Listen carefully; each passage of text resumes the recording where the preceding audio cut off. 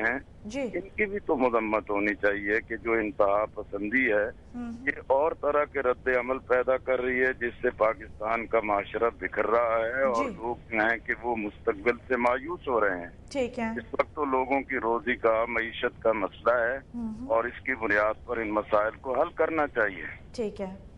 Thank you very much Liaquat Baloch صاحب for being with us here today. Naji صاحب آپ ان the end مجھے بتائیں کہ بہاولپور اور سرائیکی صوبے کے علاوہ اور صوبے بھی بننے چاہیے اور آپ ان کی حمایت کرتے ہیں.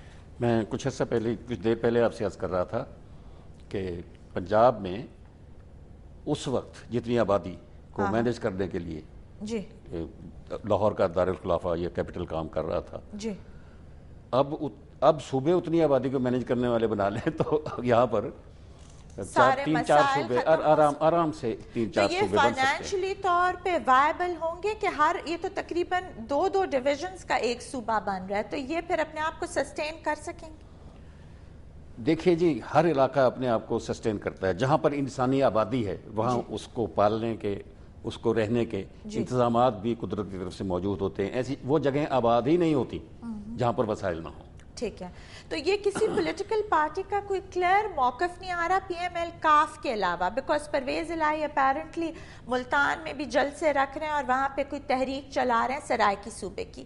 تو آپ کیا سمجھتے ہیں کہ پولیٹیکل پارٹیز کی اٹینشن کب تک اس صوبوں کے اوپر ڈائیورٹ ہوگی؟ دیکھیے جی, پولیٹیکل پارٹیز کو اگر اپنا وجود رکھنا ہے تو انہیں ہر علاقے کے لوگوں کو مطمئن کرنا پڑے گا, ان کی خواہشات کا احترام کرنا پڑے گا, ان کی ضرورتوں کو پیش نظر رکھنا پڑے گا.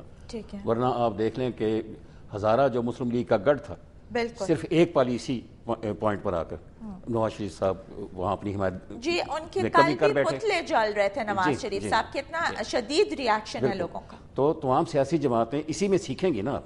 اب وہ دیکھیں گے کہ جہاں لوگ صوبہ مانگ رہے ہیں اپنا اور وہ اس کے لیے ڈٹرمنڈ ہیں, متحد ہو چکے ہیں, ان کی اکثریت اکٹھی ہو چکی ہے, تو جو ان کو روکے گا وہاں سے وہ اپنی سیاسی حیثیت ختم کر لے گا.